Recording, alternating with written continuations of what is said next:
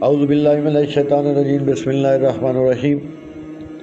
تعبیر خواب کا سلسلہ جو چل رہا ہے آج ہے کہ اگر کوئی شخص خواب میں صحرا دیکھتا ہے تو اس کی مشکل آسان ہو، یہ اس کی تعبیر ہے۔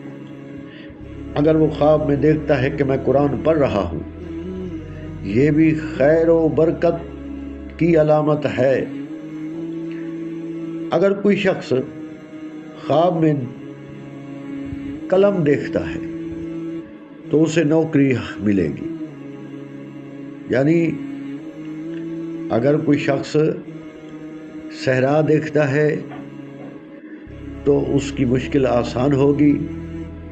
اگر کوئی شخص قرآن پڑھ رہا ہے خواب میں دیکھتا ہے تو خیر و برکت ملے گی۔ اگر خواب میں قلم دیکھتا ہے تو اسے نوکری ملے گی۔